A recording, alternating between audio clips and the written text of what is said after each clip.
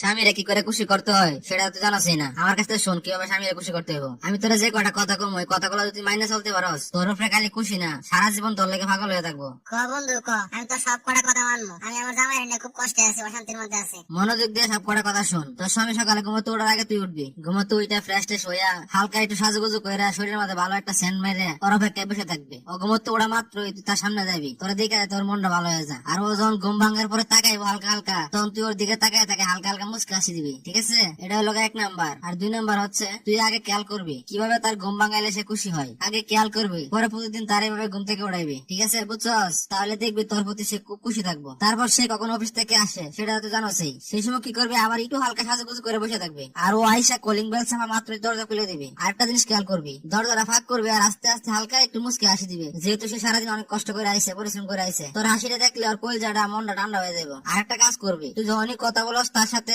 সবসময় হাসি মুখে কথা বলবি, ঠিক আছে? এখন যে কথাটা বলবো সেটা হলো সবচেয়ে বেশি গুরুত্বপূর্ণ। স্বামীরা কখনো আঘাত দিয়ে কোনো কথা বলবি না। তারা যদি আঘাত দিয়ে কথা বলস তাহলে মনে করবি তোর জীবনে সর্বনাশ দেখে আনলে তুই। কিসের জন্য জানোস? পরবর্তীতে দেখবি তোর সাথে আর কোনো গুরুত্বপূর্ণ কিছু শেয়ার করবে না, বাহিরের লোকজনের সাথে শেয়ার করবে, তারপর তোর সাথে শেয়ার করবে না, ঠিক আছে? সবসময় এই ব্যাপারটা গুরুত্ব দিস। তোর স্বামী যদি তোর কোনো কিছু করতে বলে সে কাজটা হাসি মুখে করার চেষ্টা করবি। স্বামীর কোনো দোষ ভুল করেও জীবনেও কোনোদিন কারোর সাথে শেয়ার করবি না। এটা কিন্তু সিরিয়াস একটা ব্যাপার, সবসময় মাথাতে রাখবি। তার মাথা যখন ঠান্ডা থাকবে তখন তুই তার পাশে বইসা বলবি এই কাজটা আসলে ভুল করছো তুমি, এই কাজটা এইভাবে না করে এইভাবে করলে ভালো হইতো। দেখবি তোর স্বামী পরের বার কোনো কাজ করতে গেলে আর বেশি একটা ভুল হইব না। তুই তোর স্বামীর অনুমতি ছাড়া কোনোদিনও কাউকে কোনো টাকা পয়সা দিবে না বা কোনো কিছু লেনদেন করবি না। স্বামীর কোনো কাজ যদি তোর অপছন্দ হয় তারপরে সঙ্গে সঙ্গে তর্ক করবি না, পরে ঠান্ডা মাথায় বসে একসাথে কথা বলবি, দেখবি সব ঠিক হয়ে যাবো। তোর স্বামী তোর লাগে যদি বাজাতে কোনো কিছু নিয়ে আসে, যদি কম দামিও হয় সেই জিনিসটা, তারপরেও তারে বসতে দিবি না। এমন একটা ভাব ধরবি যে তোর খুব পছন্দ হয়েছে জিনিসটা। এত করে তোর স্বামী তোর উপরে খুবই সন্তুষ্ট হইব, খুশি হইব এবং তোর আরো বেশি খেয়াল রাখার চেষ্টা করবো। স্বামীর মেজাজ দেখে তার সাথে ব্যবহার করবি। সে যদি হাসি খুশি থাকে তাহলে তার সাথে তুই হাসি খুশি ব্যবহার করবি। আর তার যদি মন খারাপ থাকে তাহলে তুই তার মন খারাপের কারণগুলো জানতে চাইবি বা বোঝার চেষ্টা করবি।